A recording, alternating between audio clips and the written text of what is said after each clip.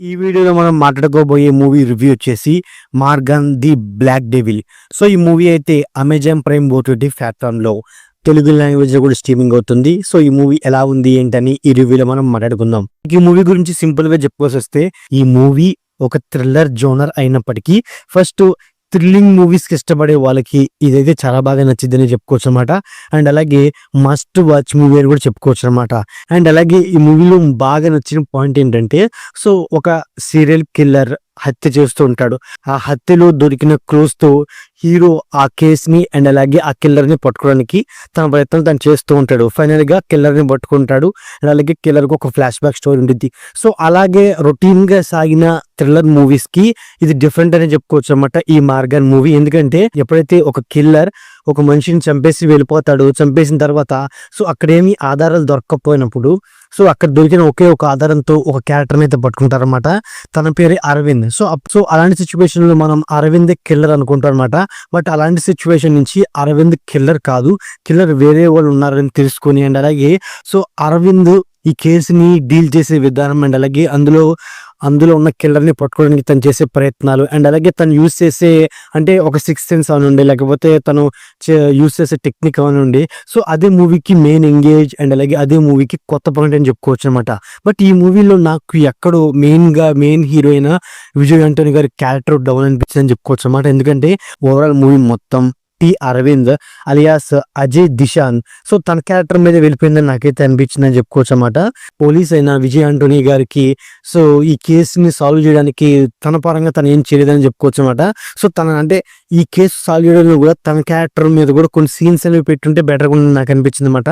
Climax portion వరకు ఎవరు killer అని ఆ పాయింట్ ని హోల్డ్ చేసిన విధానం మూవీకి ఎంగేజ్ అని చెప్పుకోవచ్చు అనమాట. బట్ క్లైమాక్స్ వచ్చేపాటికి కొన్ని పాయింట్ కి కంక్లూజ్ అవ్వకుండా మూవీ క్లోజ్ చేశారు. మెయిన్ గా సో ఇందులో కిల్లర్ ఒక లేడీని అండ్ అలాగే ఒక డాక్టర్ని చంపిందంటే దానికి ఒక రీజన్ ఉంది.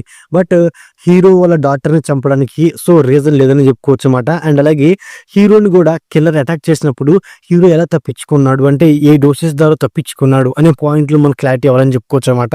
అండ్ అలాగే కిల్లర్ ఒక రూమ్ లో అద్దెకు తీసుకొని వెంటనే ఆ రూమ్ వెకేట్ చేసి వెళ్ళిపోతాడు అనమాట. ఎందుకు వెకేట్ చేయాల్సి వచ్చింది అనే పాయింట్లు కూడా మనకు క్లారిటీ అవ్వాలని చెప్పుకోవచ్చు అనమాట.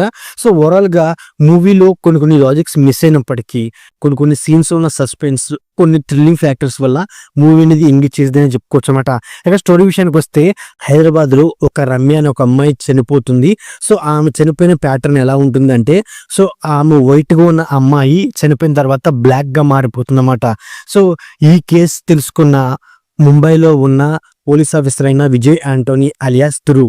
సో ధ్రువ్ తన కూతురు కూడా సేమ్ ఇలాగే జరగడంతో తను హైదరాబాద్ వచ్చి ఆ కేసుని పర్సనల్ గా అన్అఫీషియల్ గా టేకప్ చేస్తాడనమాట. మరి ఫైనల్ గా పోలీస్ అయిన ధ్రువ్ ఆ కిల్లర్ ని పట్టుకున్నాడా లేదనే పాయింట్ మీద ఓవరాల్ గా మూవీ వెళ్ళిపోద్దని చెప్పుకోవచ్చు అనమాట.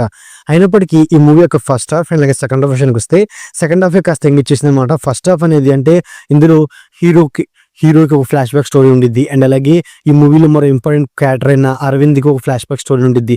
సో అరవింద్ కొంటే లవ్ ట్రాక్ కూడా అంత ఎంగేజింగ్ చేయదు అండ్ అలాగే హీరోకున్న ఫ్లాష్ బ్యాక్ స్టోరీ కూడా ఎమోషనల్ గా అంత ఎంగేజ్ చేయదని చెప్పుకోవచ్చు అనమాట. నాకు ఇంటర్వెల్ పోర్షన్ కూడా సోసగుందని చెప్పుకోవచ్చు అనమాట. సో మూవీలో మెయిన్ పాయింట్ వచ్చేసి ఈ మూవీలో పోలీసులు చేసే ఇన్వెస్టిగేషన్ కూడా అంత బలంగా లేకపోవడం కూడా మూవీకి పెద్ద మైనస్ అని చెప్పుకోవచ్చు అనమాట. అండ్ అలాగే ఈ మూవీలో అక్కడక్కడ ఉన్న కొంత బ్యాక్గ్రౌండ్ మ్యూజిక్ అండ్ అలాగే సినిమాటోగ్రఫీ అండ్ అలాగే ఈ మూవీలో సో అంటే ఆ అరవింద్ కేసు సాల్వ్ చేయడానికి సో దాన్ని విజువల్ గా చూపించిన విధానం కూడా చాలా ఎంగేజింగ్ ఉందని చెప్పుకోవచ్చు అనమాట. అండ్ అలాగే ఈ మూవీ తమిళ మూవీ అయినప్పటికీ తెలుగు డబ్బింగ్ చాలా బాగా నచ్చిందని చెప్పుకోవచ్చు అనమాట.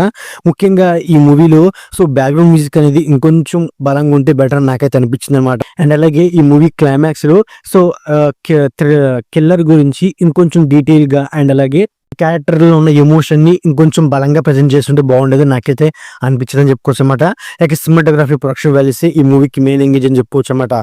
సో ఓవరాల్ గా ఇదండి Maargan the black devil movie review. So నా రివ్యూ నచ్చితే వీడియోకి ఒక చిన్న లైక్ అలాగే మా ఛానల్ ని సబ్స్క్రైబ్ చేసుకోండి. Okay, thank you all.